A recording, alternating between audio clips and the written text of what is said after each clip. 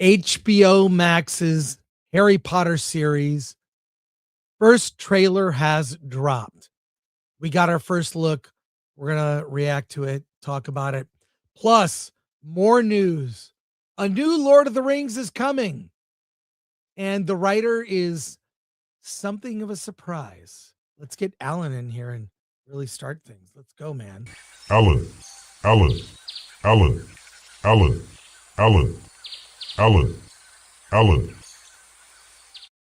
Hey, you're here. Hey. Yeah, I missed you on the Nooner. I wanted to see what you guys had to say about me. I did we waited all, and then I did a little research and found out there's an event happening in London with a debut of the trailer, and so it's all tied to London time, which ended up being noon Pacific time. It's like 7 or 8 o'clock in London, and they did like a live event. There were people there, and I saw, well, they're premiering it live in London. Yeah. Was John Lithgow there? I didn't see. I was out doing stuff. What are you doing, man? I'm trying to remember what day it is today. It's Wednesday. Gotta. Now that the website is working again, I'm catching up. Oh my God, it's great. I love it. Oh, look, if you go to the website, thefilmthreat.com, it pops open instantly. It's great. It's fast. And a couple reminders. This weekend, the Credo 23 Film Festival. Film Threat is a sponsor. I'll be there with Justine Bateman. It's at the American Legion Hall. Go to credo23filmfest.com. And also, you got to go somewhere else. Our friend, Christopher Moonlight, is giving a free AI seminar. He writes a column for Film Threat on AI for indie filmmakers. You can get this at Eventbrite. Register for free. It's Thursday, April 9th at 6:30 p.m. The Business of Film, Adapting Visual Special Effects in Film. So get your tickets on Eventbrite, free. And Chris Moonlight from Film Threat, he's not from Film Threat. He writes for us at Film Threat. He's a contributor, yes. He's a contributor. He's doing that. He's a filmmaker. Yeah. He does a series of articles that he's been doing weekly for a couple months now. He's very much an advocate of using AI for filmmakers and using it ethically and organically sourced. So there you go. Before we get to the Harry Potter trailer, here's something that popped up that I'm so excited. It's called A Future on Stage. You know, the creators of Back to the Future, Bob Gale and Robert Zemeckis, have said they would never do a sequel like Back to the Future 4. Never going to happen. But there is a stage play. And you got to see this. It's from the Nacelle Company. I really love a lot of what they do. Take a look at the trailer. It explains it all. I can't wait to see what you think, Alan. Here we go. My wife turned to me and said, you know what would make a wonderful musical? Back to the Future. It's probably the greatest creative experience of my life. This is a movie that people are very, very passionate about. It's one of the perfect movies that ever made. I grew up on these movies. The magic is unreal. The DeLorean is the star of the show. It feels insane. Every night I feel like I'm on a roller coaster. We started in 2006, and in 2016, we were nowhere. Great Scott!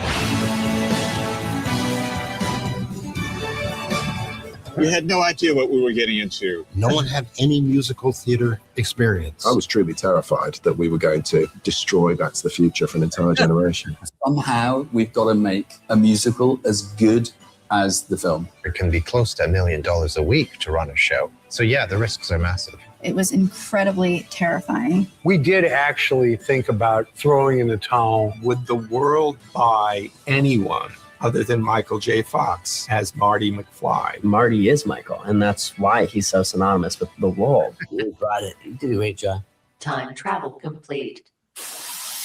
You have to get your blocking exactly right every single time, because if not, you might get your head chopped off by a set piece. Everything is choreographed very specifically. All these different styles put into one musical. There are sequences in that film that felt like a real challenge. How are you going to make the DeLorean do what it needs to do?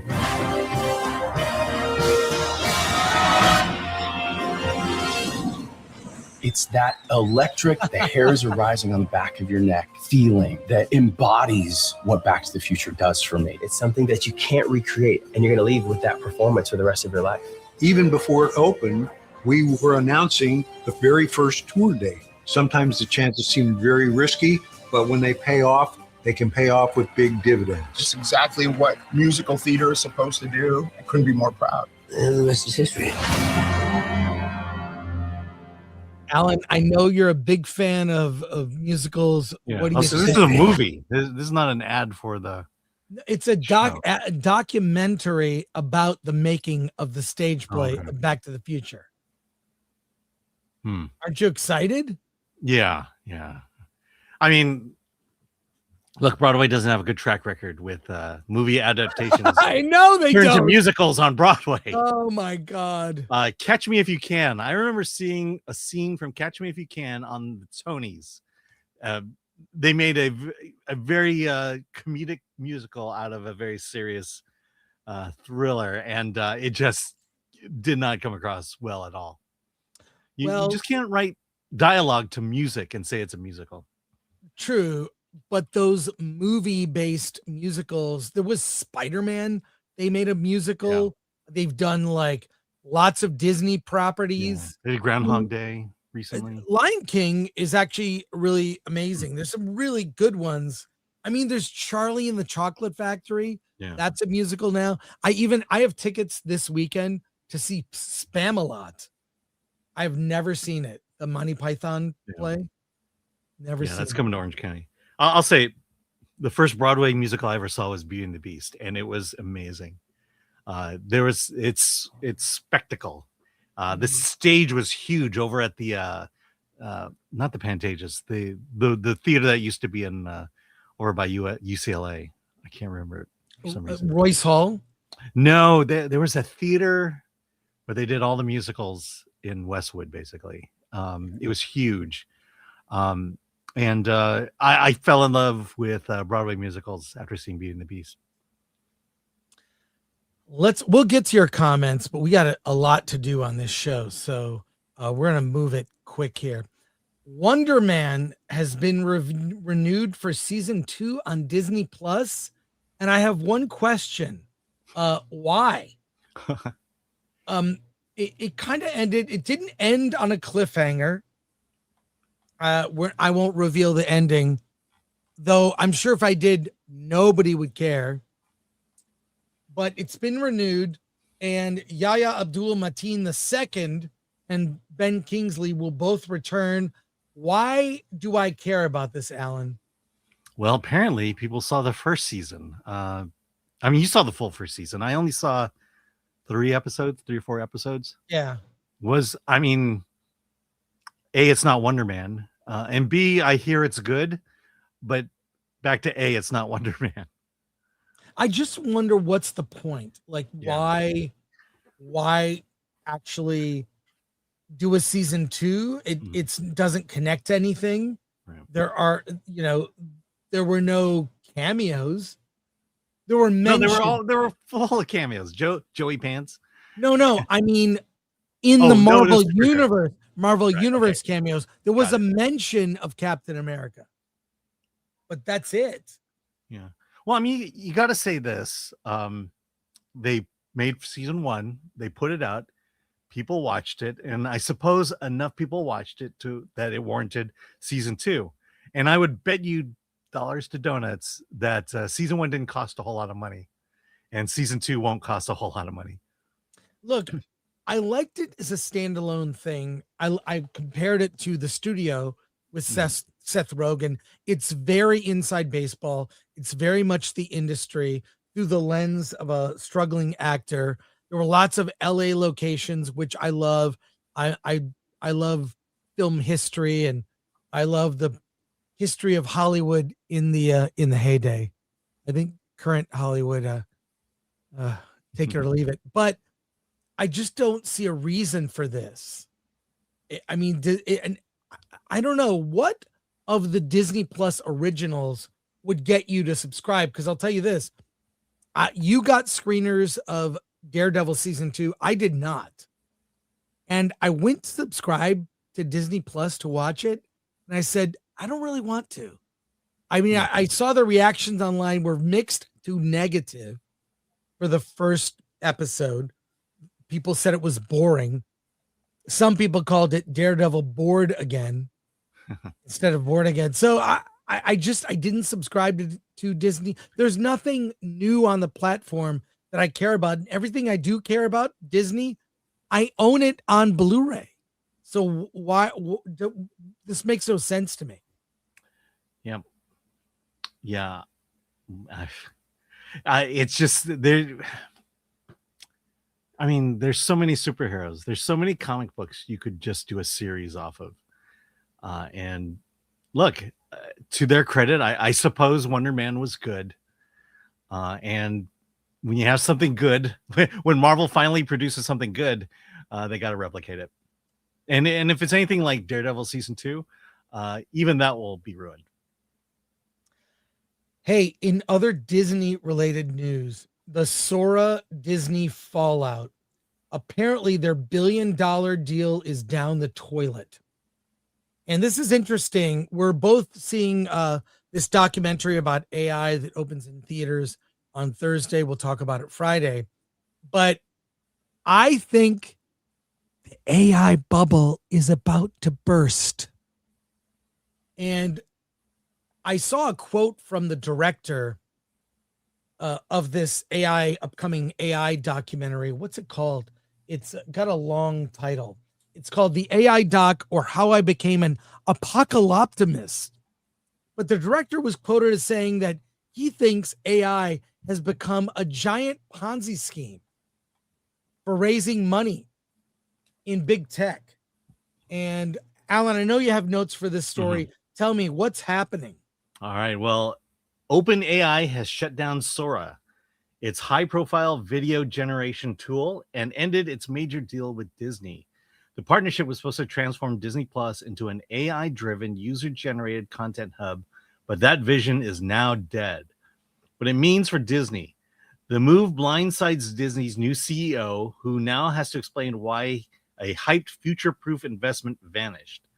While embarrassing, it may actually help Disney politically by distancing itself from unpopular AI-driven content or meme slop that is being produced in Hollywood. Still, Disney is unlikely to abandon AI entirely and could pursue similar deals with other tech giants later. Hollywood versus Wall Street. There's tension between creative talent, those who dislike AI, and investors, those who want to scale low effort profits. Disney might temporarily side with creatives to rebuild goodwill, but history suggests profits will ultimately win. Competitors could jump in, meaning AI's content arms race isn't over. And what this means for OpenAI, the shutdown raises serious questions about OpenAI's strategy in Hollywood. Possible reasons include high cost of running video-generated tech, the shift in focus toward enterprise and defense AI, doubts about whether Sora could become a real business. And despite claims they're not leaving video, the move makes their long-term media ambitions look uncertain. So, look, there have been several big tech bubbles that have burst. And I think we're due for one. I think it's going to happen. And I do believe there will be AI tools, like things that help, with search, things that help with special effects. There'll be admin jobs that will be obsolete, or, fewer people doing them. So AI is going to help with efficiency and to bring costs down. But I don't think it's going to be exactly what the way they're talking about it. It's like a new religion where you've got to get on board and go to church. And I can't wait to see this documentary tomorrow. I got my tickets. But I think we're headed for a burst of that bubble. And we should get Christopher Moonlight on the show at some point Yes. to discuss this in the coming weeks. But what are your thoughts, Alan? And I saw this coming. You're going to see more stories like this because the cash investment is just insane. I heard a story this morning about it. What? Alan, I want to hear what you think. But let me talk for 5 more minutes. Oh my God. I do that all the time. Yes, I do. Well, I'm so sorry. Okay. I want to hear what you think. And then you have more to say. That's fine. Yes, I know. Why do I do that? Why do I do that? Yeah. When you started talking about it, I started thinking that, yeah, it had all the hallmarks of the .com bust, where everybody needed a website. Everyone needed a website. Everyone needed to create websites. There's going to be all these jobs to create websites. And then all of a sudden people just didn't need websites anymore. This is the same thing. I think what we're seeing, I think the issue here is the creative end or the video end of AI. I don't think people really want, AI animated entertainment. And so this is the part of AI that's going to go away or is not going to be used. This doesn't bode well for the full feature animated AI film. It's all the back end stuff. Scheduling, I can see AI doing, budgets, things like that. I'll tell you where Disney could really use AI, and that's at its theme parks. Because then you could use AI to actually produce wait times that are accurate. Yes, that would be. I think it would be very helpful. Yeah. Also, queue management. The way rides are timed and run, you can have AI do that. You can also get better, metrics on, how many people show up at your theme park during a certain month, certain period of time. It's all the. I don't think AI is necessarily going to take away jobs, but I think it'll make jobs more efficient. And so that's, I think what we're seeing is the bust of the creative side of AI versus the use of AI, period. So military is certainly going to be using AI a lot. We're going to get to your comments, but we have so many news stories to get through before we get to the Harry Potter trailer reaction.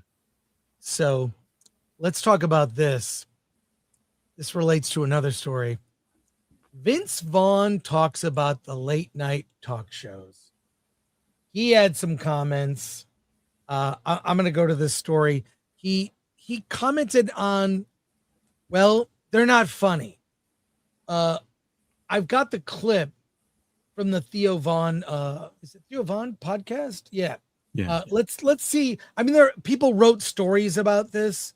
Let's look at the actual clip and see what he has to say. Because Vince Vaughn being more outspoken lately. He describes himself also as a libertarian, which actually in Hollywood isn't allowed. You're not allowed to have more than you are allowed to have one way of thinking, and that's it. There's one choice. That's all you get. But when you think outside the box, you get a Vince Vaughn. Yeah. Well, let's also be real. Republicans in Hollywood describe themselves as libertarians. True. So let's look at this clip. Why a lot of the late shows have struggled. Oh, because all they did during the only person they can make fun of at a certain point was just like white redneck kind of people, and it fucking tanked, and then everything tanked after that. Think about that. But see, they never get it right. The podcasts have gotten so much more popular with less production, less writers, less staff. And the reason why is two people working here, and both of them are hungover. Then one guy has shingles, but the place is clean. I like that. You keep a clean place. Thank you. Yeah, we did a vacuum. But yeah, because people want authenticity. Yeah. And I think that the talk shows, to a large part, became really agenda based. Yeah. They were going to evangelical people to what they thought. You know what I mean? And so people just rejected it because it didn't feel authentic. It felt like they had an agenda. It stopped being funny, and it started feeling like I was in fucking a class I didn't want to take. But if you look at what happened to the talk shows and why their ratings are low, it's got only to do with the fact of what you just said, which is they all became the same show. Yeah. And they all became so about their politics and who's good and who's bad. And it's like, imagine sitting next to someone like that on a fucking plane. Oh, bro, you'd be like, how do I get out of this fucking seat? I would fart right next to Holy cow. Yeah. You fart your way out of it. Yeah, dude, I would. Oh, I would for sure. And I'm fucking sorry. Skunk, you know, the bro, skunk's the king of the jungle. Okay, I kind of like that solution to, fart your way out of it. What do you think about his comments, Alan? He's absolutely right. I can tell you when I stopped watching late night television, it was 2016, and someone got elected president. And every time you turned on any late night talk show, the monologue was how Trump was a racist, F Trump this, F Trump that. And what wound up happening is they started running out of Trump jokes. And so they just would tell racist jokes or jokes about racists and just say it's Trump. There's just nothing. And then everyone had to have a game. All celebrities had to play some stupid game. But he's absolutely right.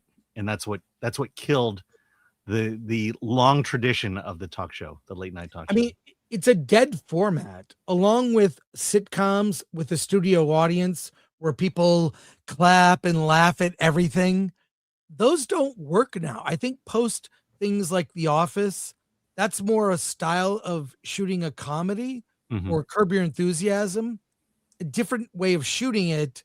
And in some ways cheaper, could be cheaper that way. But like that talk show format, he said it, people want authenticity. Yeah. And you get that with YouTubers. I mean, even CNN is trying some pathetic attempt to be authentic. They went into Jake Tapper's office, where apparently he collects campaign memorabilia from losing presidential campaigns.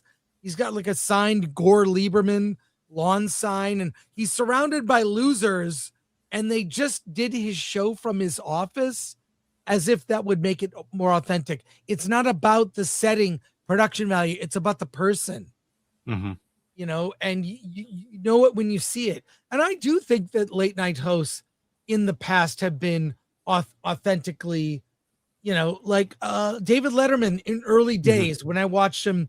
I was watching him in the 80s. He was great. He seems like he was kind of doing we know this is unprofessional, and sure, I'm wearing a suit, but we're going to do these weird gags, stupid human tricks and stuff. Listen, late night is a dead format. They would save a lot of money by canceling all these shows. Yeah, or at least dropping its budget like in half. You don't need that many people. You don't need that many writers. And you're right. Letterman, Leno, and Carson. Those were my late night. Oh, and Conan O'Brien. Those are the guys I watched. And I watched them all fairly religiously. And then I gave up on them. Related to this, Peter Jackson announces a new Lord of the Rings project co-written by screenwriter Stephen Colbert. We have the full announcement. I'm going to play this and let me know if you want me to pause. It's like, you got to watch the whole thing. Too long, right? Yeah. No, I mean, you can read a story in Variety or whatever, but it just quotes that. Let's just watch. Well, hi, everybody. I thought it was time to give you all a Hunt for Gollum update, the first of many that we'll do, little blogs along the way. And Andy Serkis has been busy designing the film. Andy Serkis in a man bun and Peter Jackson looking like he just woke up and he has to log on to a Zoom meeting that he's dreading. But let's keep watching. He's going to direct it, and obviously... By the way, no one is excited for the Hunt for Gollum. I think pretty much everyone is like, why are you doing the Hunt for Gollum? But you continue. Got him. We've got a lot of the old team back again, familiar faces and some new faces. But Andy's doing a terrific job. It's looking amazing. The script is coming together really well, and I think it's going to be a really good film. Part of my theory as to why they're doing all this is all the people you saw there that work at Weta or his studio and Andy Serkis, you know, the film business is a freelance business. When you're done making the movie, your services are no longer needed. The only way to keep working a job and making money and drawing a salary is to do more projects. And the more Lord of the Rings projects that Peter Jackson develops and produces, the more he can keep all these people you see behind the scenes employed and drawing a regular paycheck. It's a very weird business where people work, for the most part, at best 6 months of the year. And then I would have friends who work, I'm talking below the line, you know, PA, associate producer, line producer, that they work 6 months of the year, make a lot of money, then save their money for the 6 months they don't work, where they collect unemployment. Anyways, let's watch the rest. Really good film. But that is not the only Tolkien movie that we're developing. We've actually got another film that we'll be making after Hunt for Gollum. So I thought I should tell you a little bit about that. Actually, why don't I get somebody else to explain it? Because we've got a very special partner that we're working with, and you can see for yourself. Hang on. There we go. Hello. Hi, Peter. Hey, Stephen. Hi. How are you? How are you doing? Good. I like all your Tolkien stuff on the wall there. That's that's. Oh, thanks. This is just part of the collection. So this is about us. First of all, that fake sound they added for no reason. Yeah. That's the sound when someone comes in on FaceTime or whatever. Look. By the way, if you're Totally driving fake. while listening to this, you better pull over because you're gonna fall asleep. Yeah, don't fall asleep. But it just, I mean, how much energy can you not put into an announcement like this? yeah, I mean, Peter Jackson, how many cups of coffee has he had? I'm on my fourth. I feel good. Yeah, But- and then the smug look on Colbert's face. Yes, I'm gonna wait for all the applause to die down when they see my face. So let's hear what he has to say. I was just explaining to the folks about the next Tolkien movie after Hunt for Gollum, and the fact that we've partnered up with you to develop the script. So, Yeah, I'm pretty happy about it. Should I tell people what the story is? as much as you want. Yep. I will, as much as I can. You know what the books mean to me and what your films mean to me. But the thing I found myself reading over and over again were the 6 chapters early on in the Fellowship that y'all never developed into the first movie back in the day. It's basically the chapter is 3 is Company through Fog on the Barrow Downs. And I thought, oh, wait, maybe that could be its own story that could fit into the larger story. Could we make something that was completely faithful to the books while also being completely faithful to the movies that you guys had already made? And I started talking it over with my son, Peter, who's also a screenwriter. And we worked out what we thought would work, especially as a framing device for that story. And it took me a few years to scrape my courage into a pile to give you a call. But about 2 years ago, I did. You liked it enough to talk to me about it. And ever since then, the two of us have been working with the brilliant Philippa Boyens on how to develop the story. And we recently took it to Richard Brenner at New Line and Pam Abdi and Mike DeLuca at Warner Brothers. And I could not be happier to say that they loved it.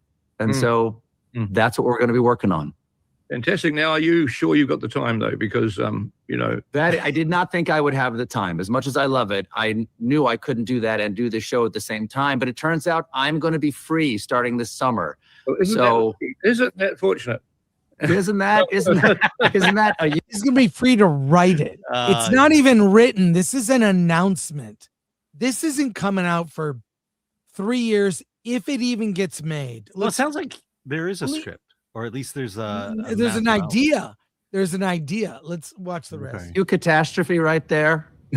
So if you'll excuse me, I've got to finish a television show and I've got to write a movie script, but I will see you all in the Shire. Okay. All righty. Bye-bye. See you, Stephen. Thanks, Peter. Bye. Bye-bye. So that's the announcement. It hit Variety. This was a planned announcement here. Let's look at this.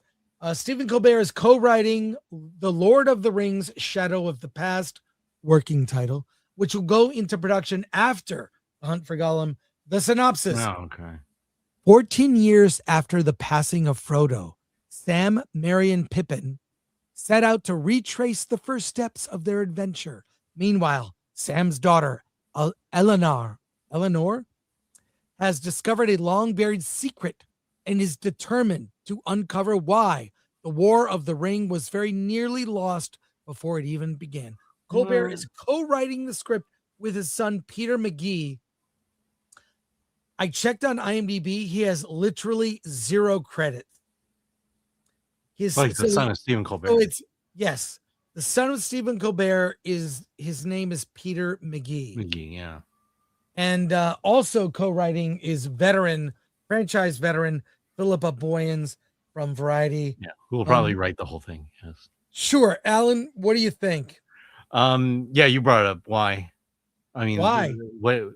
So, I mean, I don't know the books, so there's something more juicy than the movies you already made. You know, the other thing is, you know, if you're right and that this won't come out for 5 years now, won't it seem odd that orcs being ice agents? Won't that feel kind of out of place? Yeah. I mean, history will have passed by then, and all the things he hates about the world today will be solved in 5 years. Right. Oh my God.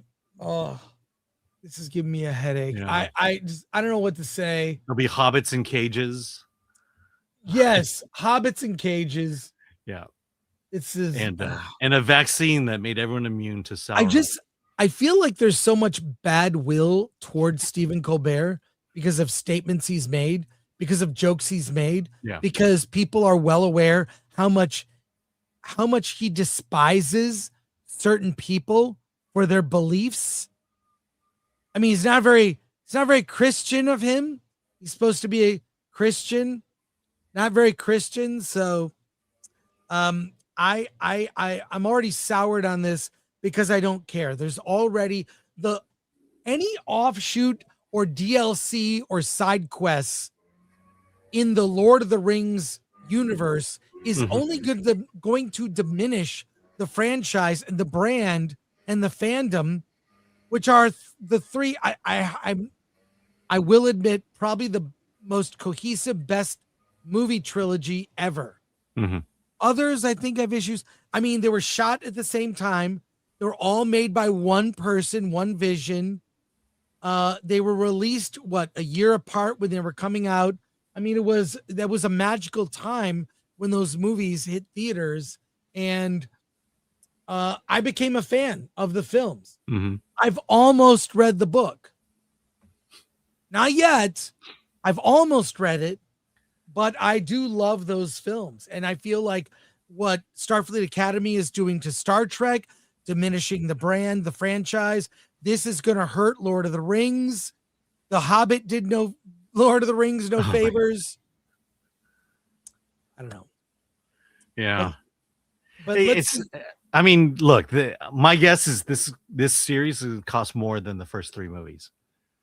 Yes, and it will not do the box office that the first 3 movies did. It will not have life after a huge financial success after the movies came out. It won't have. And it just shows you Hollywood has no good ideas. They just need to. Oh yeah, hey, you. There were 3 pages that Peter Jackson didn't cover in the first book. Let's make a whole movie on that. You know, they didn't have enough movie to make The Hobbit, so they had to add things to it, and they ruined The Hobbit, basically. Right. It just, Hey, let's go to comments, and then we're going to look at the trailer, and then Jason Mewes is going to join us. Yeah. Big show today. Such a big show.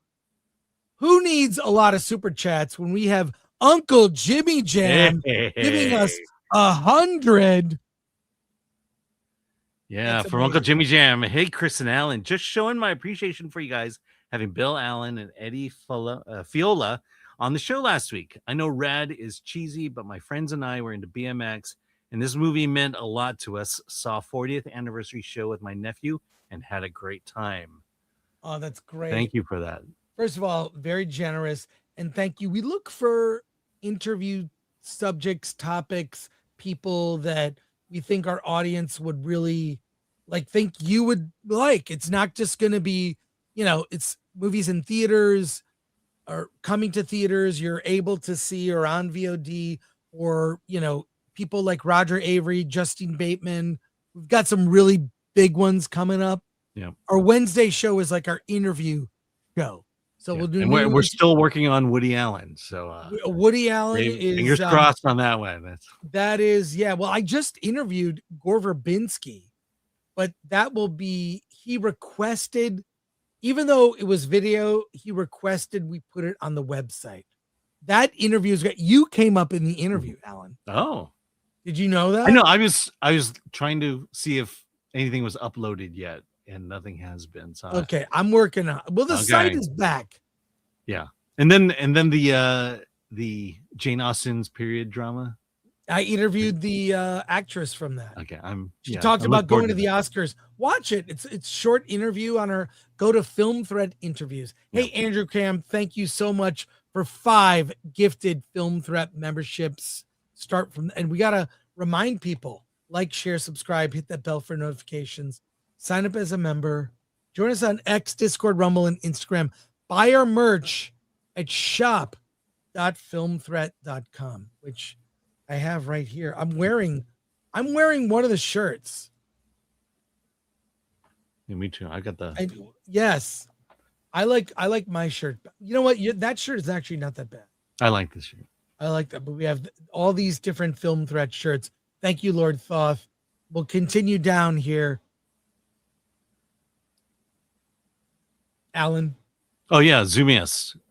Chris's hair looking particularly untamed today. I found a way to save money on product for your hair, which is just wash your hair at night and sleep on a wet head. You're gonna get a cold then.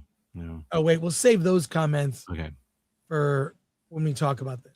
Tim is not funny. I breezed through Wonder Man like in 3 sittings. It was solid, but not super exciting. Yeah. I mean, it's sad that is the best thing Marvel has put out in a very long time. Yeah. Tom Siebert. Hey, Tom. Film Threat. Death has one of the best chats, if not number 1. Very strong. Oh, thank you. Thank you, Tom. We appreciate you. Chat rocks. The Introspect M, AI is an investment. AI as an investment is horrendously evaluated, but that doesn't mean AI usage or the product is going away or not useful. You're exactly right. I think I feel like in many ways it's being forced on people, and that's not a good thing. Mm-hmm. But yeah, it's overvalued, overhyped. Okay, and let's see, Tony Elias, Devil's Advocate. He's a hardcore Tolkien Lord of the Ring fan. That being said, it's a 99% chance of being woke AF and a disaster.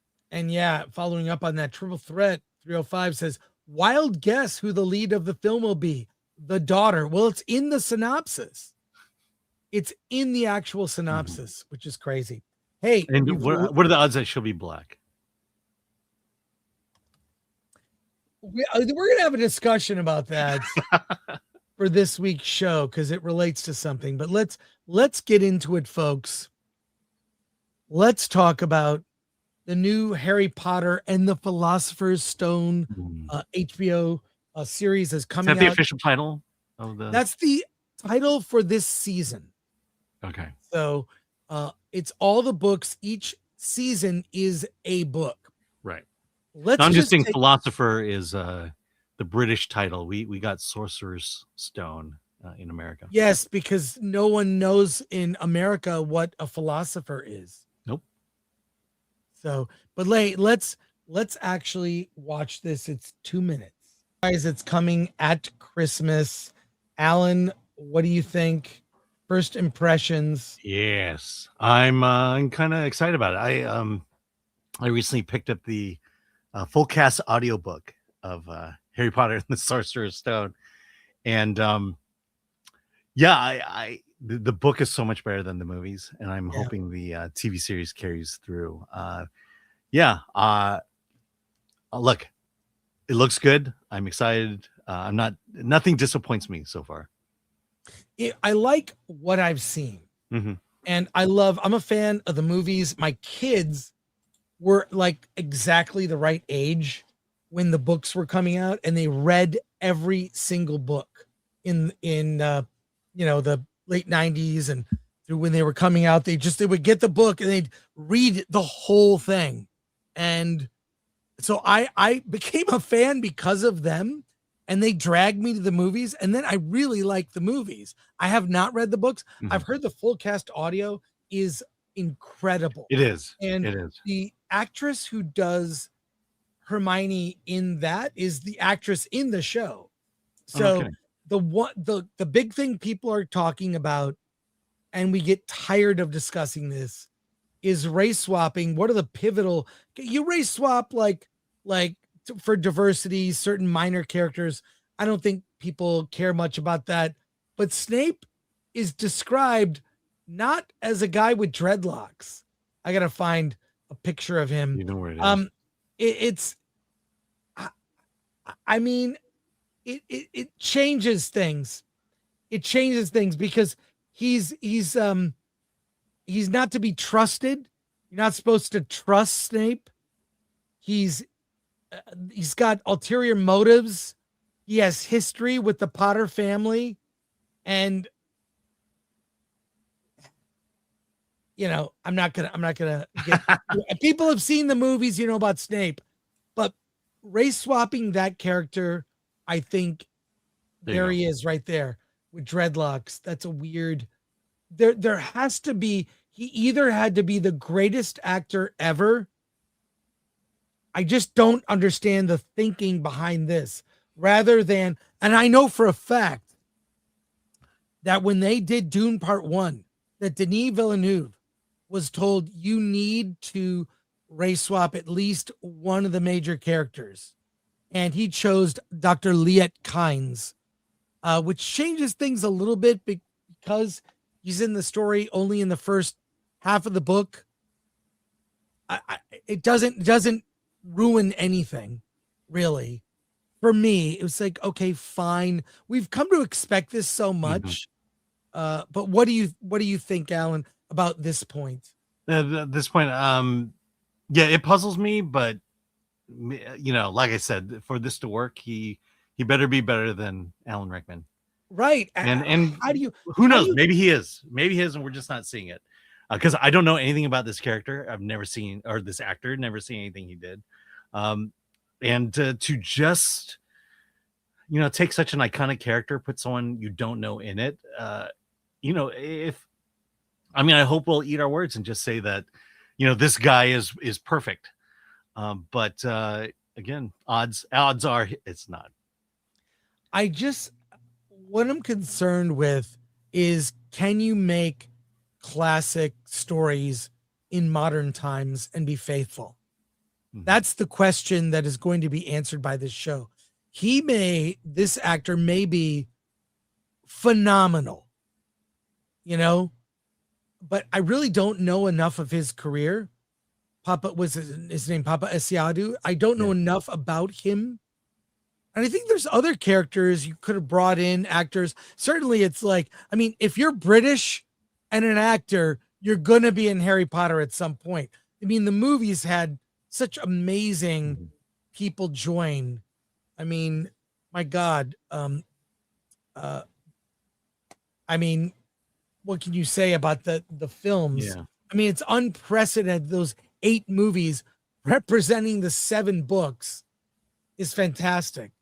Yeah. So the experience I've had with race swaps like this is that the actors were just not up for the task. They were just not very good. And that is right there. It cements the idea that they were put in because of their skin color and not the way they can act. Because you could certainly put in a better actor or a known actor. And that's why it's like, or a better actor, a better black actor even. We could throw in Idris Elba, and it's like, okay, well, interesting choice. There's certain actors that kind of like cross where no one cares. Yeah.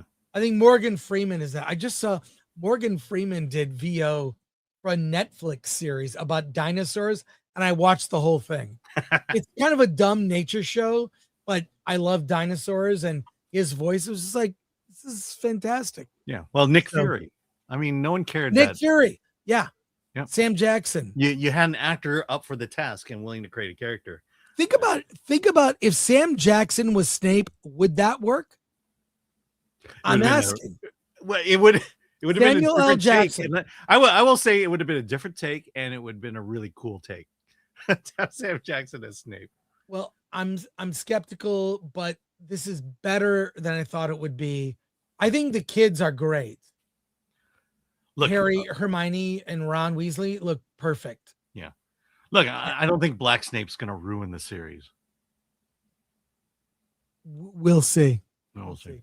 Let's go to your comments and see what you guys have to say. Hey, wow. Wow. Hey, John Babb Music. 50. For 50. I thought they were just adapting the 2 chapters and showing us Bombadil and the Barrow Downs. No, they are actually writing a segue starring Sam's daughter. I can't take this no more. This and seeing Black Snape all in the same day. Yeah, it's like it's like that it's become a meme. I'm tired, boss. I'm tired. Like, stop doing this. Hollywood The can't same help it. mistake that Hollywood makes. Thank you, John Babb Music. Very generous. Check him out. Yeah. Now, if only they could do that for Democratic debates, get some people of color in there. Oh my God, that situation is crazy. There were too many white people for running for governor. So they canceled. Was it UCLA? No, Canceled. USC. They canceled the debate. Just have the debate. Let people. No, what they're saying is, according to their metric, only the white candidates qualified to be in the debate. In terms of like numbers. Yeah. Andy Miller UK for 199. Actor is British African, not American. That's right. Sorry, still Yeah. bad. British. Thank you, Andy Miller UK. Hey, thanks for tuning in. I mean, do people really say that in the UK? Oh, I'm British African. Hey, I'm you know Black what? British.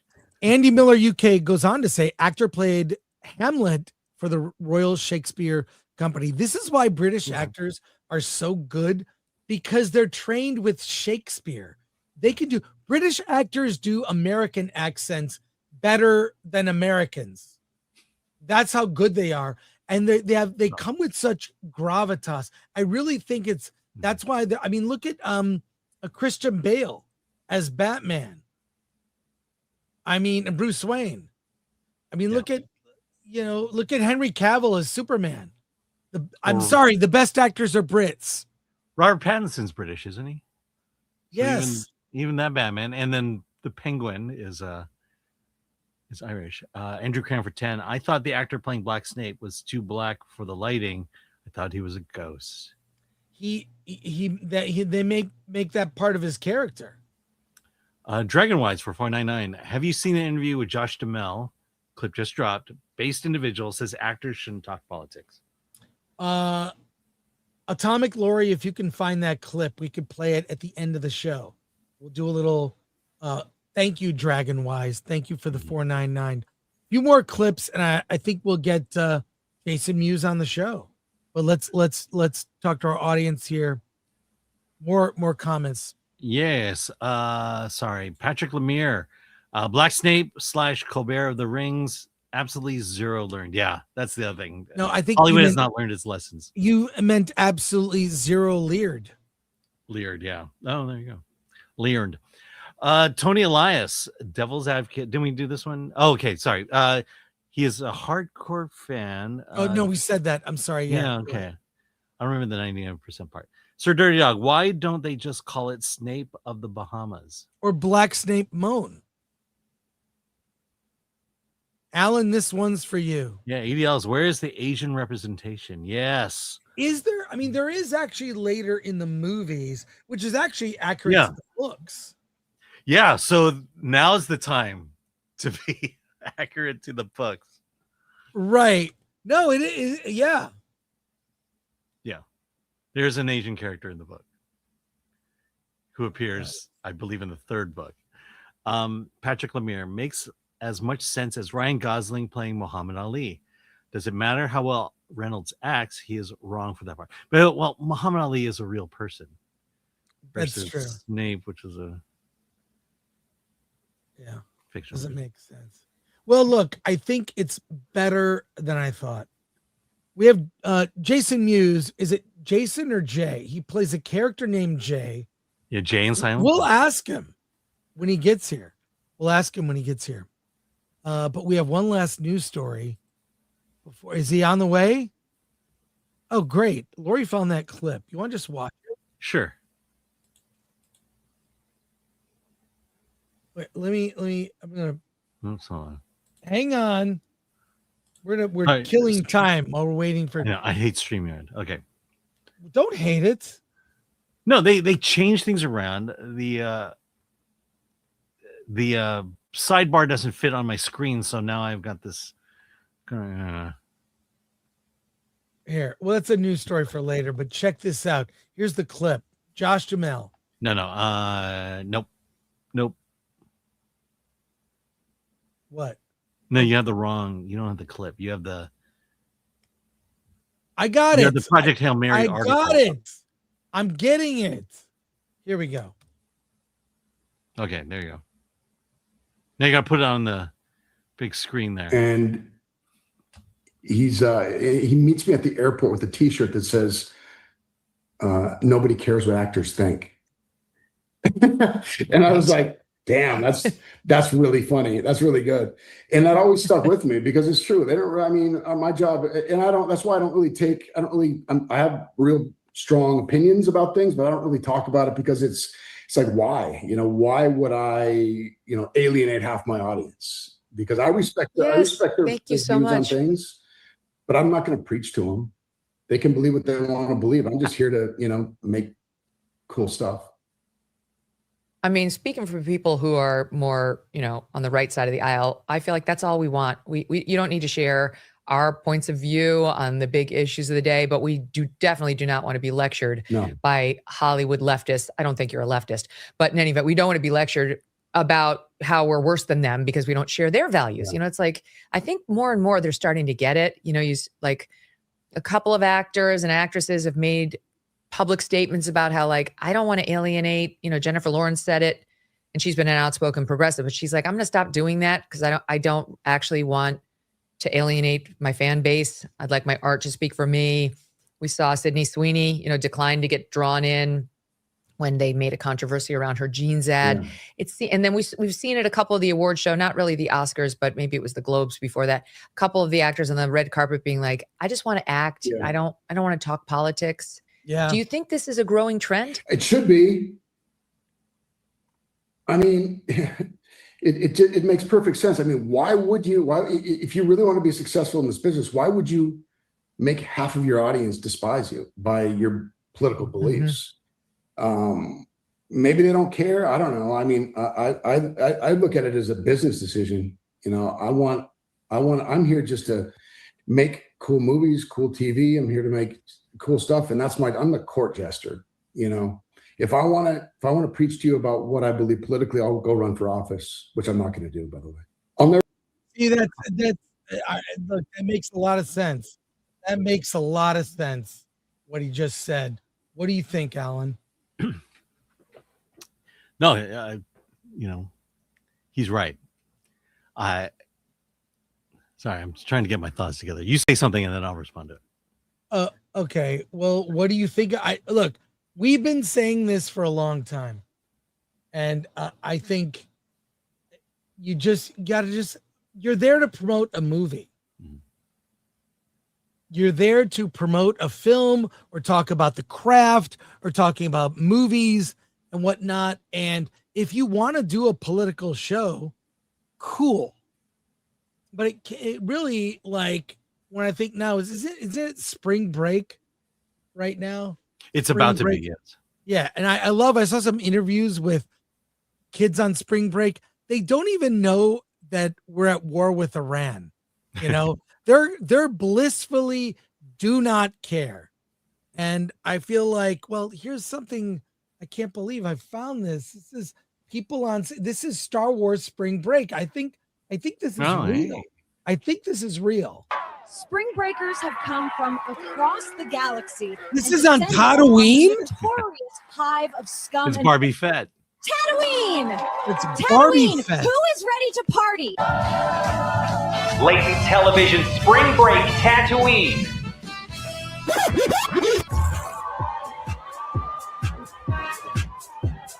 This is crazy. Can you believe this is happening on Tatooine?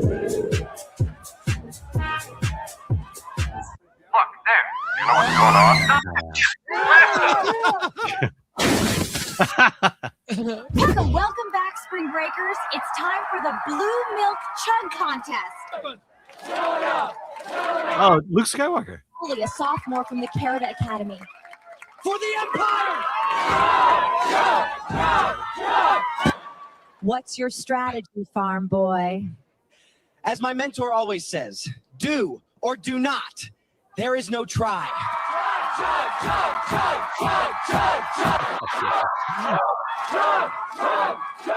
This is crazy. Oh, there Oh we my go. God. Our boy did it. Yeah. And he made more.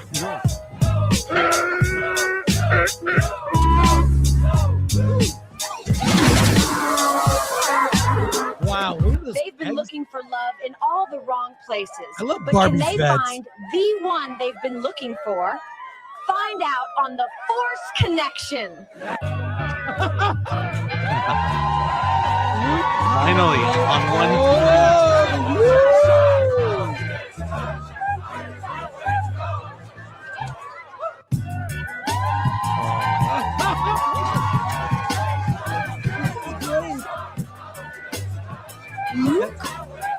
Luke and Leia kissed.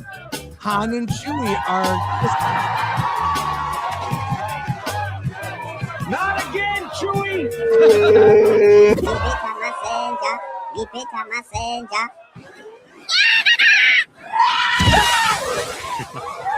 Have you not a party? Oh my God! Yes, you guys drink flows from the force. Vader and Yoda fighting with like old things. You must feel the force around you.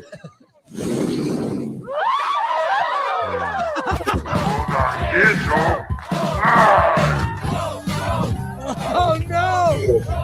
Jabba belly flop. Yeah. I am C-3PO human cyborg relation.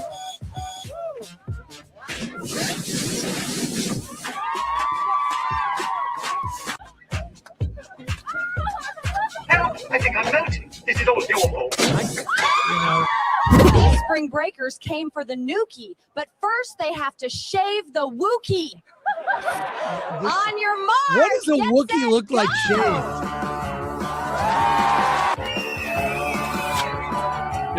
shaved? Oh no! It's just like a man. A monkey man. Oh. Oh my God. Oh my. Oh. Oh, that was terrifying. Live from the Latent TV Beach House. What do you think of Tatooine? Darling, I need to see some buns to go with these two suns.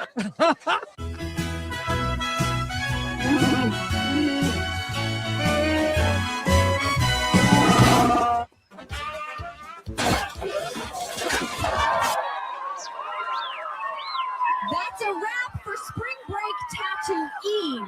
Barbie Fett out. Yeah.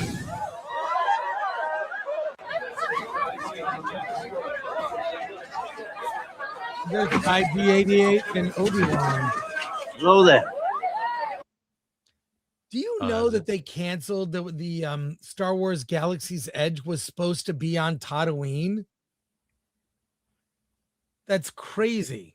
I know. You could have had Spring Breakers come to. You could have had literally spring break on Tatooine. They screwed that up. Yeah. So, Did you hear Luke said, "You kiss like my sister"? I did pick that up. I did pick that up. Hey, one last news story we have. If we have to reschedule, Jay, let us know. It's all good. We could do a pre-record. But here we go. Project Hail Mary offers 4 lessons Hollywood should learn, but won't. This story caught our attention. Let's take a look at it. Alan, I believe you have notes. Yes.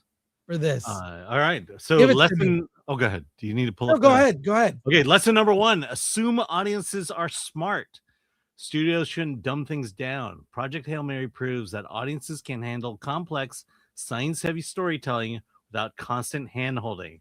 Like Oppenheimer, it succeeds in trusting viewers to keep up rather than over-explaining everything. Do you want to respond to that, or do you want me to keep going? No, keep going. Okay, number 2, embrace sincerity and optimism. The film leads into genuine, hopeful storytelling instead of cynicism. Its main character is earnest and determined. There's no real villain, just people trying to do the right thing. This old school optimistic tone makes the story feel refreshing and emotionally satisfying. Number 3, patience can be a virtue. Not every scene needs to push the plot forward. The film allows quiet, emotional moments that add depth. Even if you slow things down, letting a movie breathe can make it richer and more meaningful. And 4, use practical effects wherever possible. Real sets, animatronics, the physical environment creates more authentic feel than heavy CGI. Audiences are increasingly drawn to that realness, especially in an era of digital overload, making practical effects a powerful tool for immersion. Well, I mean, there's a lot of it's really getting back to old school. Let's make a movie that everyone can have fun. It's not a movie for kids. I'm surprised no one mentioned this. It's a movie that a family can go see and enjoy. Mm-hmm. Everyone enjoys it. The reliance on CG effects has gotten to the point where a lot of the effects aren't that good. You know, you've got thousands of effect shots for a movie, and some are not going to look that great. And that's happening quite a bit. Mm-hmm. But I agree with the premise of this. These are very good lessons. There should be a return to optimism. I think part of the reason Project Hail Mary has been so popular is because it's optimistic. It's it's inspiring. It's not filled with nihilism or dystopian view of the future. No. So, I was going to say, to the first point, assume audiences are smart. Yeah. We've talked about it for the last few weeks, but who's your audience? It's the difference between speaking to your audience and connecting with them versus preaching to your audience and condemning them. Yeah. And that's what this movie does. It assumes that, it's like a lot of things in life. We make too many assumptions that people are dumber than us, when in reality, they're just as smart as we are, and they get it. The other thing, the practical effects. Look, we talk about a lot. Jurassic Park was probably the best CG movie ever made, and it was the first one made. And I think a lot of that has to do with the fact that it was because it was the first. You had great people behind it, making it a great movie. And now that we have this tool that can just, add things to a shot that's not there, now anybody can do it. And we're seeing special effects feel and look like anyone can do it. We used to have great writers, and now anybody feels like that they could be a writer, and that's how we get Starfleet Academy. AI is going to be in the same situation. The first AI movie will probably be the greatest AI movie ever made, because a lot of care and attention was put into it to make sure it looked like the greatest AI movie ever made. But now that we've done it, we put it in the hands of people who don't know how to make it great, and we're just going to get a lot of slop out of it. Well, and just to wrap up on this, on the Film Threat website, we have an article written by Andy Howell, Science versus Cinema on Project Hail Mary. Andy he's a writer he's a reviewer, but he also writes about science as it connects to science fiction movies. So in addition to your review, which I hope he links to in this, it's not linked, Alan. Yeah. So you should link it. I know he should. Your review.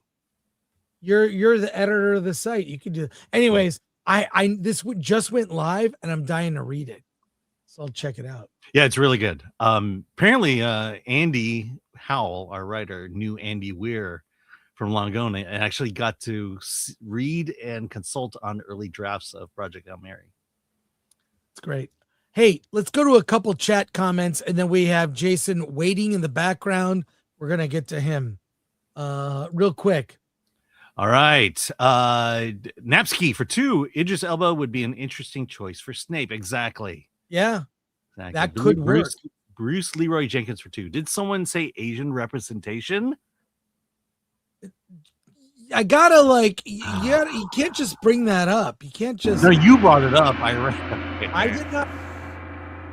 Bruce Leroy did. Bruce Leroy did. And then real quick here. Steve's wrong. The villain is the sun. That's true. It's actually the astrophage. Astrophage, not the sun. Astrophage. Sun is good. Astrophage was trying to kill the sun. Tony Elias. Ryan Gosling said that it's not up to the audience to keep audience and theaters alive. Hollywood themselves must earn the audience trust and butts in seats. One of the most base things I've heard. Yeah, that's great. That's seeing like the Ryan press tour is amazing. But hey, we love to talk to filmmakers, actors, and sometimes we even get a celebrity on the show. Jason Mewes, I followed his work since, oh my God, the first Clerks. And through all the Jay and Silent Bob movies, Jay and Silent Bob Strike Back is a modern classic that is more relevant today than when it first came out. And Jason Mewes has a new show on YouTube. He'll tell us about it. Let's get him on the show.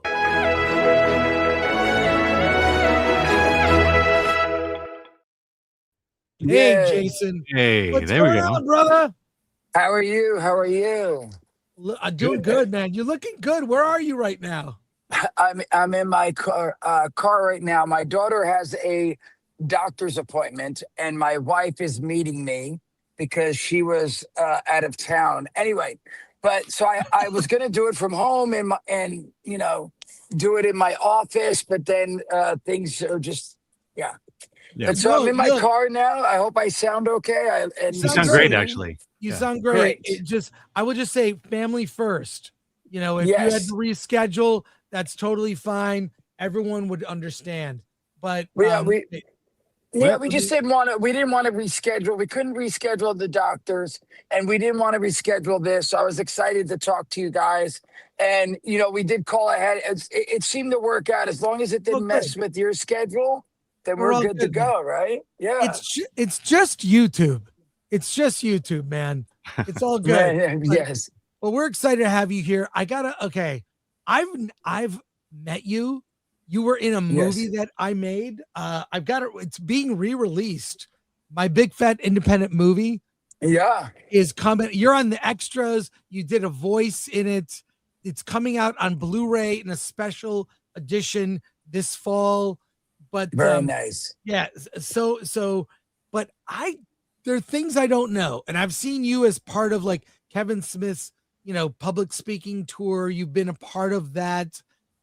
Tell me, how did you get the part of Jay in Clerks?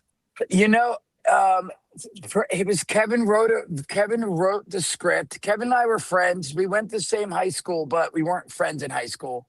But when he graduated, he started working at this community center in our town in Highlands, New Jersey. I used to go there as a kid after school until it's like where the kids hang out until your parents get off work. And there was foosball, pool table. They did summer trips to Great Adventure and Action Park. And Kevin worked there with Walt Flanagan and Brian Johnson from Comic Book Men. But Kevin and I used to go there as a 13-year-old kid, 14-year-old kid, and Kevin worked there, and I started getting to know him through comic books. Then he started working at the convenience store where Clerks is filmed, and I started helping him on Sundays with the Sunday Asbury Park Press newspaper. And I started helping him, and when he started writing, we lost the audio. We lost the audio. So I did. Sorry, my wife's calling me. I texted her before I got on this call to tell her I'm standing out front. That's cool. And she's calling back. Interview. I'm on the interview. It's God. Logan, let's get it. It's all I literally good. texted her. Yeah, can you hear me now? Yeah. She keeps calling me back. All right, I'm gonna get out of my car. Sorry, I'm walking, and hopefully she doesn't call me. Yeah, it must be hot in there. Well, no, I had the AC going. That's why I was worried about the sound. I was like, oh, No, it sounds good. But now I'm walking. But anyway, so Kevin, I used to help Kevin on Sundays, and when he wrote the script, he told me, he's like, oh my God, he's like, I wrote this part for you based on you because he's like, you say the funniest and weirdest things. And he's like, I wonder if other people would find you as funny as I do. He's like, you know, I find it funny. Walt and Bry find you funny. They feel like it's like not the, I just, again, I spoke my mind. I didn't have a filter back then. And yeah, Kevin just wrote me in the script. And even after Clerks, it's not something I wanted to do. It's not acting in movies. It wasn't something I wanted to do. So even after Clerks, I went back to my normal job, which was roofing, putting roofs on houses. Yeah. And sorry, I wanted to make sure my phone didn't connect to my car. And yeah, so then I just went back to roofing, and then he brought it to Sundance, and it got picked up by Miramax. And then he was like, oh, I got a 3-picture deal. And I know I want to write our characters, Jay and Bob, in another movie. So he wrote he wrote us in the movie Mallrats for Universal.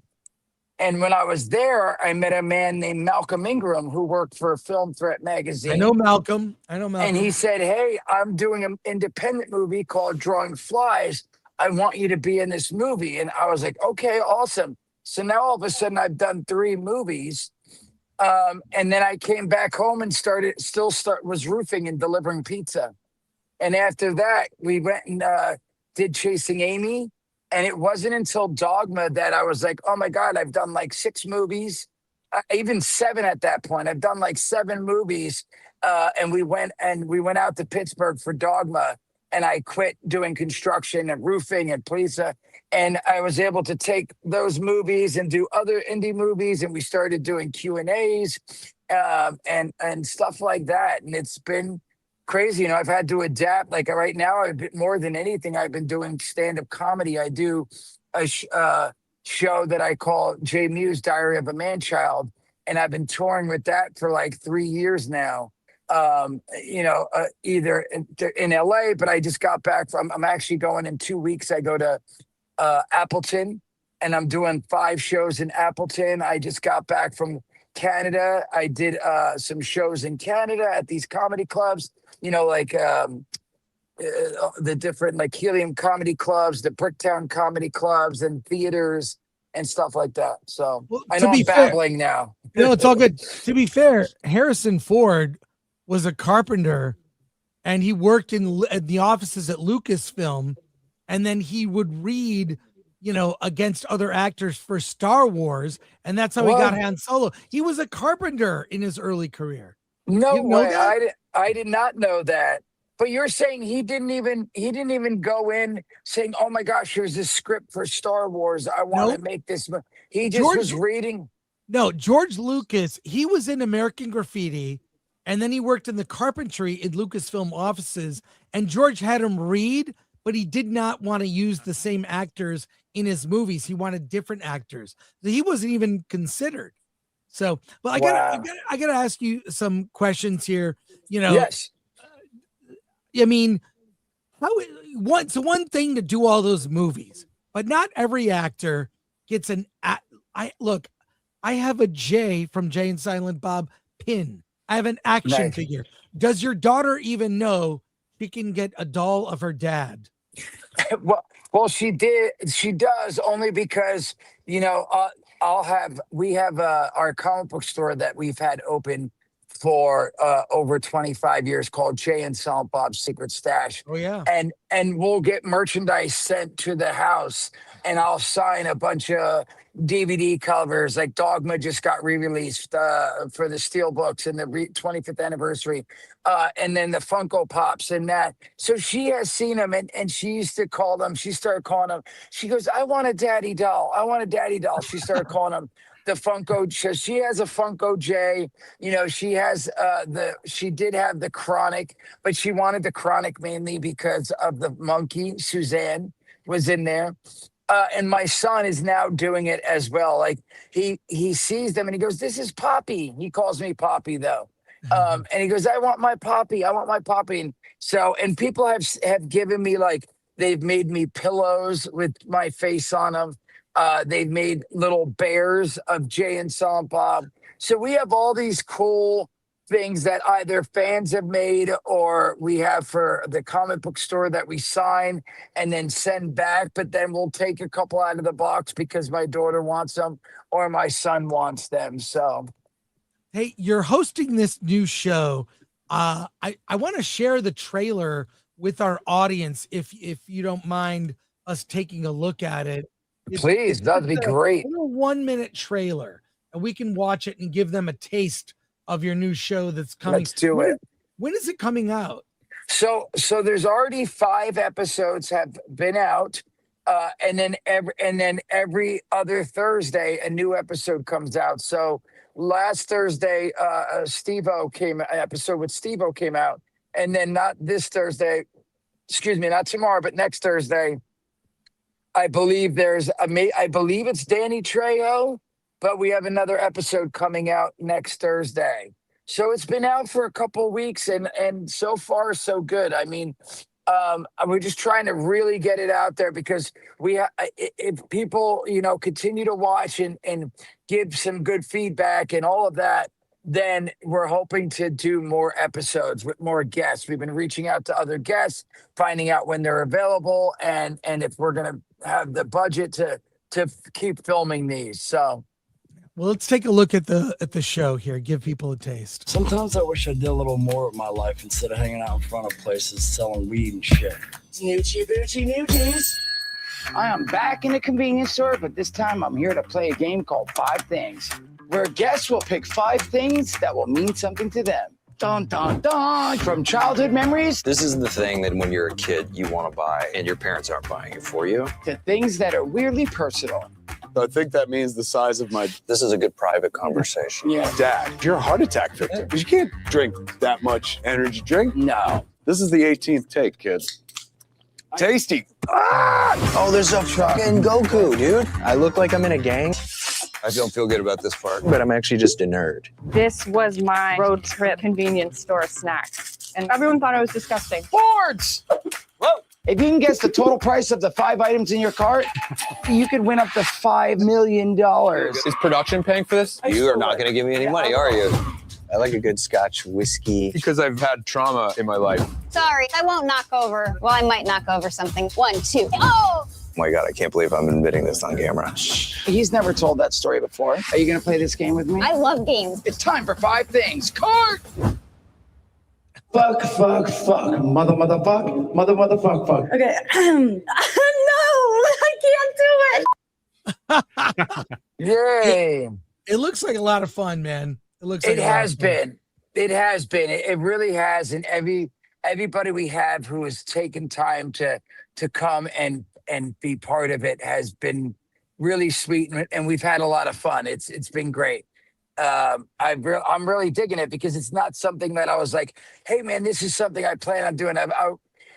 It's something that Jeff and John, the producers, and Jeff's the director, our kids go to school together, and they were like, hey, we started this new company and we want to do this thing. And I was like, well, that's awesome. That sounds really cool. And they're like, let's try it out. And we tried it out with a couple guests, and we did an episode where it was me picking the 5 things. And it was a lot of fun. And yeah, so we were like, let's keep going. And we've just been reaching out to all the guests that you saw. We've, reached out, and luckily they've all been like, yeah, we'll come hang out. It takes about 2 hours total between driving to that store in Glendale, and it takes about an hour of filming, and they're done. So easy peasy. Well, let me just say how impressed I am with. I was unaware that you're a father, that you're married. I thought you were the stoner that I saw in the That you movie. never grew up. Like Yeah, I thought yeah. that was all an act. You never smoke pods. Well, I have, but when I was younger, but it's been many years, even longer than my sobriety. Like I had some rough years there. And I've been sober. July 2nd will be 16 years. Wow. But even before that, I had almost 5 years until I got surgery, kidney stones, and they gave me some good drugs, and I was like, oh wait. But that lasted a year. But my point is that so it's been at least 20 something years since I've smoked marijuana, but 16 years since I've done anything, drinking or any of that stuff. Wow. And I've actually been with my wife. Speaking of knowing that I was married and have kids, actually July I've been with my wife for 20 years. Wow. Dude, that's like 100 years in Hollywood years. It's a really long time. I'm just curious, what do your kids think of young Jay? From It's funny because my daughter is just like, at their school, they have computers and they're not allowed to search for certain things. They block things, but they have been able to find memes. And it's so funny because she's like, Dad, all my friends found this meme of you. And it's the scene from Jay and Silent Bob Strike Back, where Silent Bob puts the movie cup on Jay. And I go, oh no, I think I just filled the cup, and I'm like humping the air. So that was sort of embarrassing, but also she said they were all cracking up. And she's like, why were you doing that? And I was like, it's just a movie. And she thought it was funny. But she's starting to see memes and things. And she sees, like, when we're out at the store, people stop me and ask for a picture and things like that. So she's starting to get it. My son still is clueless. Every once in a while, if someone stops me, he'll go, Poppy, why'd they stop us? Do you know them? And I'll be like, no. But he doesn't really get it. He's 3. So my daughter's 11 and my son's 3. Oh, so your daughter hasn't seen any of your No, she hasn't watched any of the movies in complete. I tried to show, she's again seen like the memes and stuff, but we haven't showed her any of the movies. I'd be down. I wanted to get her to watch the animated cartoon because Clerks the Animated, it's only 6 episodes, but that movie was on ABC or NBC or something. So there's no bad words, no cursing, no nothing. But just so she could see the characters, like who Jay and Bob are and like their sense of humor. But she wasn't interested yet. So not yet anyway. We've got like 1,500 people watching live, and we have a lot of questions from our audience. Do you have time to take questions? Of course, let's go. Yeah, my daughter's with my wife now, so I'm here. Let us know. But here we go, Alan, if you would. Yes, from ADLS24 over on Rumble. It has been 7 years since your feature directorial debut, The Madness in the Method. Do you see yourself ever going behind the scenes, behind the camera again? Any memories you can share from the time on that set? Yes. I would love to direct another movie. Since I've done that movie, I've had like 3 opportunities, and I swear, not opportunities. I guess I don't know if they're opportunities because they fall through, but like I was about to direct this like psychological thriller, and the strike happened. So that didn't happen. I was about to do this comedy, and the people who had this script and the money, they were doing a movie before that, and they were in Ireland, and of course it was during the fires, and then like they lost their house and all this stuff happened, and they had to like change gears. So like I've had like these movies that I was like, here's a script, we want you to direct it, Jason. We have the money. We're going to start filming in 6 months. We're going to start pre-production here, blah, blah, blah. And just something happens. So, but I'm hoping something eventually comes up again because I enjoyed it so much. As for stories about it, you know what? For me, what I remember, a big part of it that was cool for me is when we didn't have a lot of money, like when we got the script and we wanted to do it, we got people to finance it. They were willing to give us like $1 million. We didn't have a whole lot of money. So when we started thinking about casting people, I was like, oh man, I was like, we don't have a lot of money to offer people. Like, hey, do you want to spend 2 weeks with us and we will give you $10,000 or whatever? I just thought everyone that we'd go out to would say no. But it was really awesome because I would say 9 out of the 10 people we thought of and reached out to, even though we didn't have a lot of money, they were really excited and was like, oh my God, Jason Mewes, Jay, is going to be directing his first movie. And we want to be part of it. We want to be there for him. So like Dean Cain, Terry Hatcher, Stan Lee, David Deschamel, I can never say his name and I should know it by now. But a lot of these, yes, thank you. I always pronounce it wrong. I'm such a fool. But mostly all the people that we reached out to, even though we didn't have a lot of money to offer them, they wanted to do it just to be part of my first movie and be part of the directing. So that's something I'll always remember because that to me it made me feel good. Because again, for me, it's like I grew up watching Lois and Clark and freaking with Dean Cain and Terry Hatcher and all that. And I'm like, there's no way they're going to do my movie, for no money. And they did. And I thought that was so cool. And same with Stan Lee. Like I said that in the beginning of this, talking to you guys, Kevin and I bonded and got to know each other over comic books because in the community center, him and Walt and Bry would talk, sit and bag and board their new comic books and talk about the new Batman issues and the new this. And I was like 4 years younger. I was a kid. And I was like, guys, what are you doing over here? I want to hang out with you guys. You seem really cool. You're laughing. You're having fun.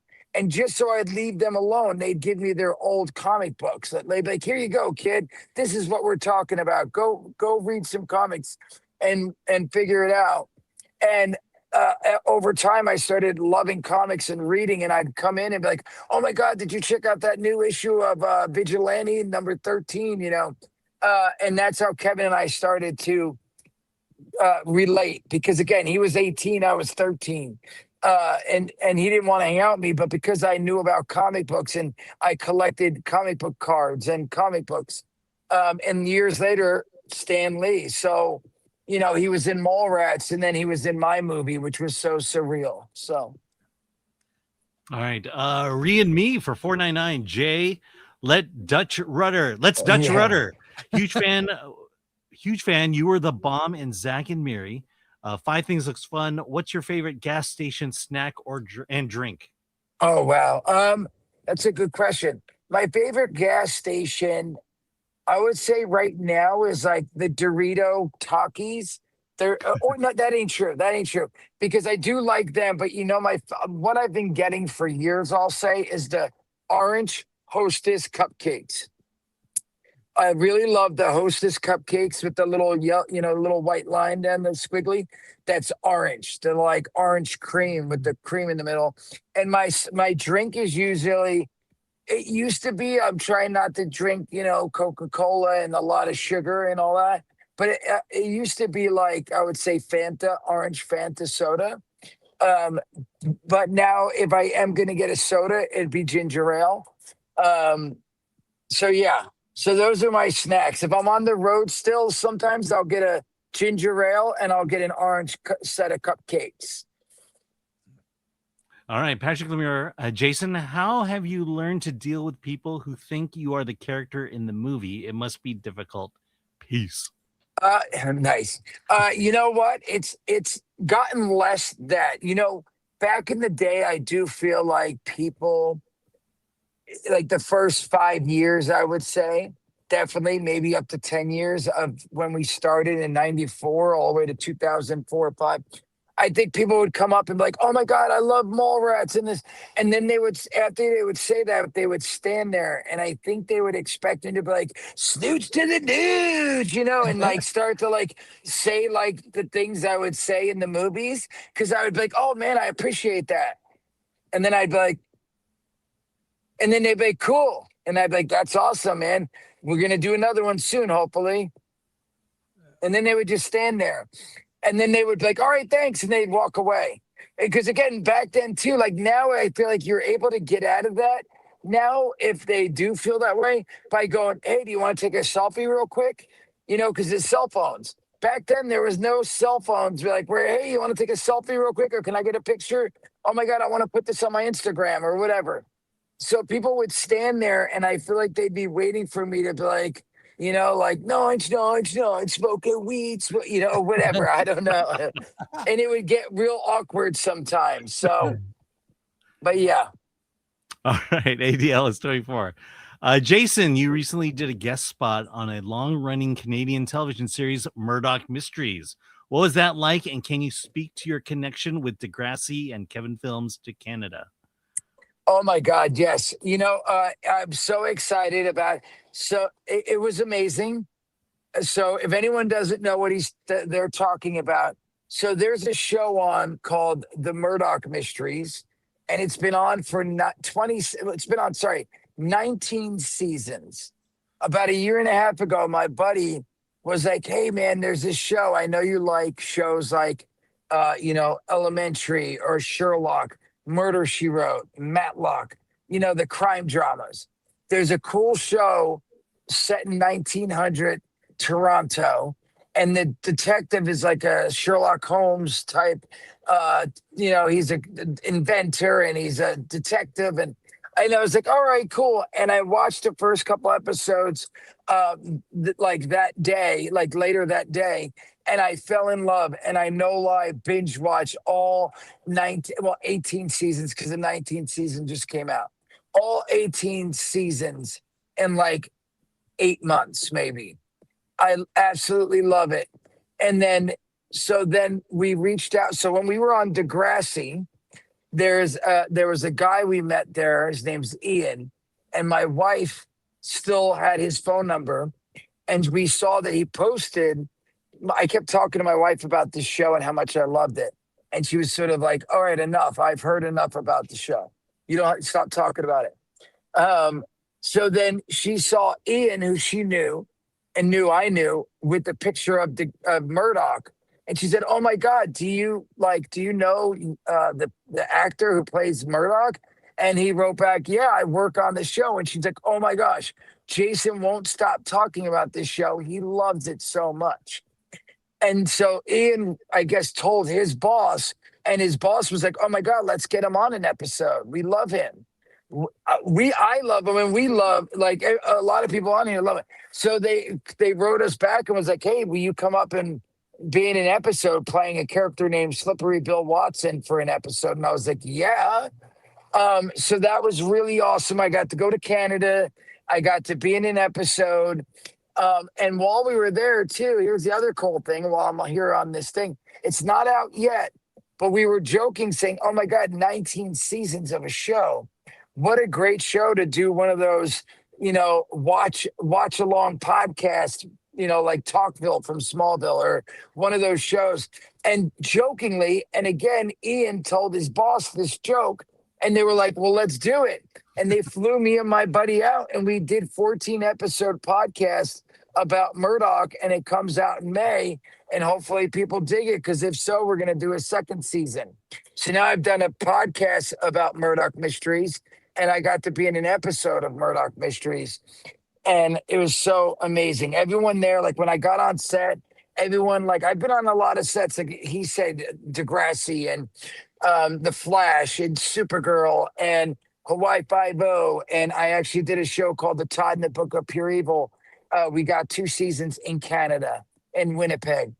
But everyone, I'm not just saying this, it was the nicest, most welcoming set I've ever been on. Like, even though everyone works together and they've been doing it for 19 seasons, everyone was like, oh my God, what's your name? Oh my God, we're so happy for you to be here. Come here, sit down. Do you need anything? Like, everybody. Where I've been on sets where everyone's like, hey, cool that you're here. Have a good day. We have a lot to do, you know? It was such an amazing experience. And if you haven't watched the show, it's a great show, because if you like it, you have 19 seasons to binge watch.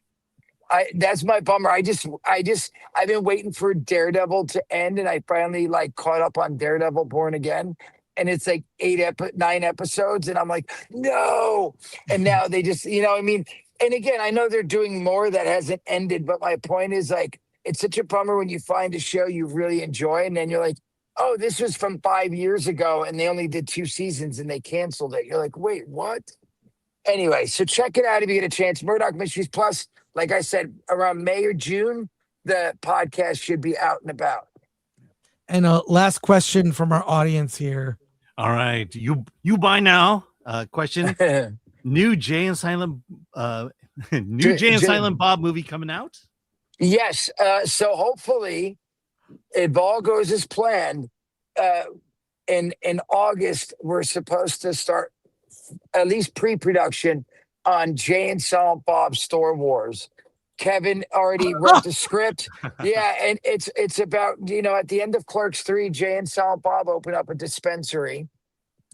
And in this movie, a couple females, a couple ladies open up another dispensary right across the street from us.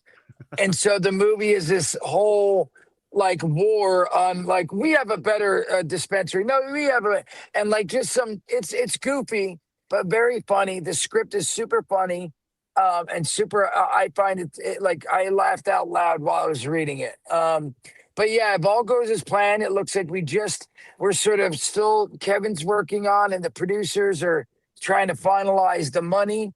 And if all stays as planned and nothing happens, then we should hopefully start filming in August. This is breaking news that Kevin Smith is doing Store Wars. Yeah. I mean, yes, I'm hoping it'll be fun. It'll be a lot of fun, guys. So keep your eyes out. We'll let you know. I know Kevin and I both will post, because we'll be needing, at the end of the movie, there's this huge competition, and we're going to need hundreds and hundreds of extras. Just like in Jay and Silent Bob reboot, when we did the Chronicon scene. It was like 2 days. We put tweets out, and people from all over came. It's like, hey, if you can get here to whatever state we film in, if you can get here, you can be in the movie. And it was so cool because they wrote in the movie, like, hey, dress up as your best alternate type of Jay and Silent Bob. And the costumes people created, and the creativity of, like, there were like none Jay and Silent Bobs. There was like, you know, there was Kiss Jay and Silent Bobs. Like, seriously, like, people came up with some really cool things. Like, some people were Jay and Jay and Chronic, and then the friend they were with was like half Blunt Man, half Silent Bob. It was really cool and creative. So, oh my, well, congratulations, dude. Amazing to see you. You're Thank you. A responsible, amazing dad to your kids. You know, I know you've had your troubles in the past. To emerge from that and have all the success you have, so well earned, so great to see. So congrats, brother. Thank you. Amazing. It's amazing. And how long sober now? So yeah, so July 2nd will be 16 years. That's incredible. I have a friend that's like, he's more than a decade. That is an amazing achievement. Thank you. Thank you. Thank you for coming on the show, talking to us. Of course. Thanks, Jason. And thank you, guys. Yeah, come back when you got another project to promote.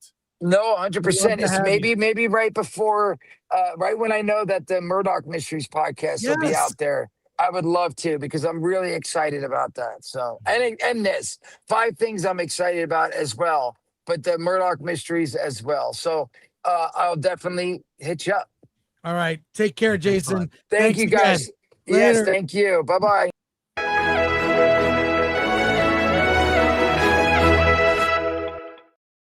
Wow, that That was great. We got more than a half an hour out of that one. He was awesome. Like, I know, I mean, I've met Jason. He probably wouldn't remember me. It was more in the days when he was not sober. But also he did, like I said, in my big fat independent movie, which is being re-released on Blu-ray in the fall. In fact, we're arranging a special anniversary premiere screening. Wow. That I can't announce yet. Why did I say that? I know. Because I don't have the date or I know the No. theater, but it'll be at a certain date. It'll be a Blu-ray release party. It's coming to all VOD platforms, new upscaled Blu-ray and HD for the first time. So Will it be at a theater near me? no. Oh, okay. Well, maybe because Maybe. we're looking at doing a re-release theatrical of the film. It's a cult classic. It's a cult classic. Yeah. There you go. Hey, I want to thank our mods, Lord Thoth, MK Solid, ADLS 24. Great questions, too, guys. Olikwe on Rumble, Atomic Glory, Glenn Uccio. Thank everyone in the chat, especially we got some major super chats today. And look at this. I've got a DVD of my big fat independent movie from back in the day. One day I'll get Chris to sign it, from Bill S. Preston, Esquire. Well, we will be selling on the Film Threat shop. We're going to be selling the Blu-rays and I'll sign them. So, but it's hard to find. I actually have to buy copies of my own movie to get, it's kind of crazy. Off Amazon. So, yes, used. You could find them cheap, but there are very few left anymore. So that's it. We're back on Friday. Another filmmaker interview, reviews of movies. Alan will be there. Yeah. You should also say this weekend we'll be at both WonderCon and the Credo 23 Film Festival. Yeah, so I'll be at Credo 23 Film Festival on Friday. Alan will be at WonderCon on Friday. We're going to pass each other. Yeah, without ever seeing each other. Yes. I mean, I'm going to Credo Friday. I'm going to Credo WonderCon. Saturday. Yeah, we're not, whatever. But look up on Alan's social media. He'll tell you what panels he's doing. I'm doing a panel Sunday. And there's a panel Friday that you might be on also, Alan. Oh, is there? I'll talk to you after. Okay, the yeah, you stream. better talk to me. But I'll be on the panel with Tim Chismar and Chris Jericho.